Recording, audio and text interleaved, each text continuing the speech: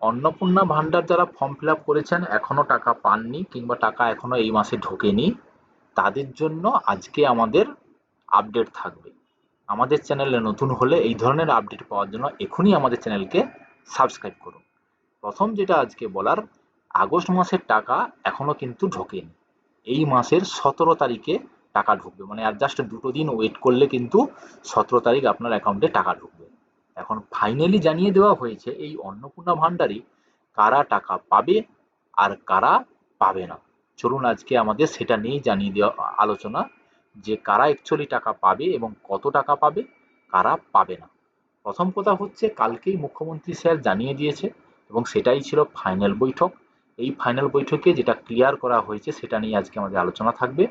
সেখানে যেটা বলা হচ্ছে যে এই ফাইনাল বৈঠকে ভেরিফিকেশন কমপ্লিট হয়ে গেছে, প্রতি মাসের দ্বিতীয় সপ্তাহে টাকা ঢুকবে। এই মাসের 17 তারিখে আগস্ট মাসের টাকাটা ঢুকবে। এখন চলুন দেখে যাই কারা পাবেন কারা পাবেন।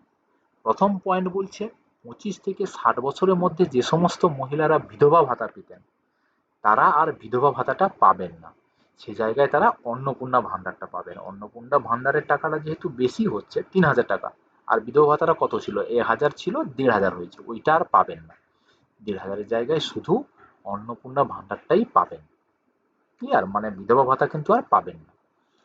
এটা হচ্ছে প্রথম পয়েন্ট। 2 নম্বর পয়েন্টটা বলছে, মহিলাদের ক্ষেত্রে মানে 25 থেকে 60-এর মধ্যে যারা আবার বিকলাঙ্গ মানে হ্যান্ডিক্যাপ যারা আছেন তারা একটা ভাতা পান মাসে 1500 টাকা করে, সেই টাকাটা কিন্তু তারা পাবেন। তার সঙ্গে সঙ্গে উপরন্তু অন্নপূর্ণা প্রকল্পের 3000 টাকাটাও পাবেন। মানে যারা হ্যান্ডিক্যাপ আছেন তাদের জন্য দুটো ফেলোশিপ থাকবে, বা স্কলারশিপ বলতে পারেন, বা হেল্প বলতে পারেন, বা আপনার স্যালারিও বলতে পারেন। 1500 টাকা প্লাস 3000 টাকা, এই করে সে বছরে মাসে কিন্তু 4500 টাকা করে পাবে, শুধুমাত্র হ্যান্ডিক্যাপ যারা। ঠিক আছে? এটা ছিল 2 নম্বর পয়েন্ট। 3 নম্বর পয়েন্টে বলছে, যে সমস্ত পরিবারের বার্ষিক আয় 12 লক্ষ টাকার বেশি, মানে আপনার ফ্যামিলিতে যদি কেউ চাকরি করে সেই সূত্রে যদি আপনার মান্থলি ইনকাম 1 লাখ টাকার উপরে হয়, তাহলে আপনি সরকারকে ট্যাক্স দেন। এই ধরনের যারা আছেন তাদের ক্ষেত্রে ফ্যামিলির কেউ কিন্তু অন্নপূর্ণা টাকা পাবেন না। এক্ষেত্রে কিন্তু আবার একটা পয়েন্ট উল্লেখ করে দেওয়া হয়েছে, সাপোজ কারোর ক্ষেত্রে হয়তো 2 ভাই, তার এক ভাই যদি টাকা পায়, সরি, এক ভাই যদি 1 লাখ টাকা ইনকাম থাকে, তার যে স্ত্রী সে কিন্তু পাবে না।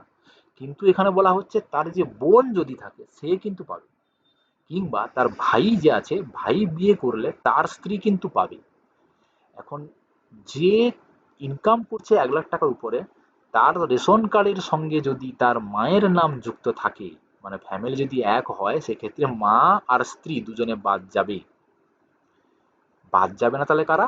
ওর ভাইয়ের যে স্ত্রী আছে সে বাদ যাবে না, যদি আবার ফ্যামিলিটা আলাদা হয়, না হলে কিন্তু এক্ষেত্রে আবার প্রবলেম আছে।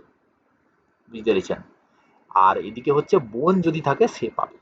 এটা কিন্তু বলা হচ্ছে রেশন কার্ডের মাধ্যমে কিন্তু ফ্যামিলিকে আলাদা করা হবে। আপনি হয়তো কোথাও লিখে দিয়েছেন অন্নপূর্ণা ভান্ডার ফর্ম ফিল আপ করতে গিয়ে আমাদের ফ্যামিলি আলাদা, ওখানে বললে হবে না কিন্তু। রেশন কার্ড আপনার আলাদা আছে না সেটা দেখতে হবে। বুঝতে পেরেছেন? এই জায়গাটাই কিন্তু খুব ভাইটাল, এটা একটু বোঝার চেষ্টা করুন। আর একটা বলছে যে, যে সমস্ত মহিলা 10,000 টাকার বেশি আয় করেন, আশা কর্মীদের বেতন এখন 10,000 উপরে করে দিয়েছে। এই ধরনের যারা চাকরি বাকরি করছেন সরকারিতে, সেটা পার্ট টাইমে হোক কিংবা কন্ট্রাকচুয়াল সিস্টেমে হোক, যে কোনো ফিল্ডে, পুলিশের চাকরি হোক, যে কোনো ফিল্ডে 10,000 টাকার উপরে স্যালারি হলে তারা কিন্তু অন্নপূর্ণা টাকা পাবেন না। ঠিক আছে? 10,000-এর নিচে হলে তারা অন্নপূর্ণা টাকাটা পাবেন। এই দুটো পয়েন্ট কিন্তু খুব ভাইটাল। তারপরে যেটা বলছে, এইটার জন্য কিন্তু গতবারে মানে এই যে দেখুন, গ্রামের দিকে যাদের বাড়িতে 3টি করে ঘর আছে, অ্যাকচুয়ালি এটা ঘর বলতে বোঝানো হচ্ছে যে একটা বাড়িতে যদি 3টা রুম থাকে, তারা কিন্তু টাকা পাবেন। এইটার জন্য কিন্তু গত মাসে অনেকে টাকা পাননি, জুলাই মাসে এইটার জন্য অনেকে টাকা কিন্তু কাটা গেছে। সেটা কিন্তু এবারে মানে শিথিল করে দেওয়া হয়েছে যে গ্রামের দিকে বিশেষ করে একটা বাড়িতে যদি 3টা রুম থাকে কোনো প্রবলেম নেই, আপনি টাকা পাবেন। ঠিক আছে? এটাকে আমরা মুখ্যমন্ত্রী স্যার নিজেই জানিয়েছেন, যে কথাগুলো বলেছেন সেই কথাগুলোই বলছি, এক্সট্রা করে কিছু বলার নেই এখানে। ঠিক আছে? এটা কিন্তু শহরের দিকের ক্ষেত্রে আবার কিন্তু আলাদা, সেক্ষেত্রে কিন্তু 3টা ঘর থাকলে তার ক্ষেত্রে আবার আলাদা লাগু হচ্ছে, তারা কিন্তু পাবেন না। শুধুমাত্র গ্রামের ক্ষেত্রে এটা শিথিল করা হয়েছে। আর যেটা লাস্ট একটা বলা হয়েছে জমির উপর, যে পঞ্চায়েত এলাকা মানে গ্রামে, পৌরসভা এলাকা মানে গ্রাম ঘেঁষে যে সমস্ত শহরগুলো, সেই সমস্ত জায়গায় জমির কোনো এফেক্ট পড়ছে না।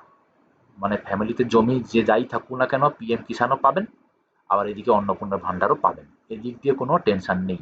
কিন্তু কর্পোরেশন এলাকা মানে কলকাতা, হাওড়া এই সমস্ত এলাকায় যাদের 50 ডেসিমেলের কম জমি তারা পাবেন, যাদের 50 ডেসিমেলের উপরে জমি তারা পাবেন না। মানে এগুলো জায়গা সাপেক্ষে ডিপেন্ড করে গেছে আর কি। অনেক কিছু যে রুলগুলো নিয়ে এসছে, গ্রামের ক্ষেত্রে একটা রুল হচ্ছে, সেটা আবার কর্পোরেশন এলাকা মানে শহর কলকাতা হাওড়ার তাদের ক্ষেত্রে একটা আলাদা রুল হচ্ছে। ঠিক আছে, তো এই ছিল মূলত পয়েন্টগুলো, যে কারা কারা পাবেন না আর কারা কারা পাবেন। আশা করি সবাই খুশি, ম্যাক্সিমাম জনেরাই পাবেন, এবং দুদিন পরেই টাকা ঢুকবে, 17 তারিখ টাকা ঢুকবে, একেবারে 3000 টাকা। যদি খুশি হয়ে থাকেন আমাদের এই খবরে, আমাদের চ্যানেলকে এক্ষুনি সাবস্ক্রাইব করুন। এই ধরনের আপডেট আসলে আমরা সঙ্গে সঙ্গে কিন্তু দিয়ে দেওয়ার চেষ্টা করবো, এবং জেনুইন তথ্য দেওয়ার চেষ্টা করব।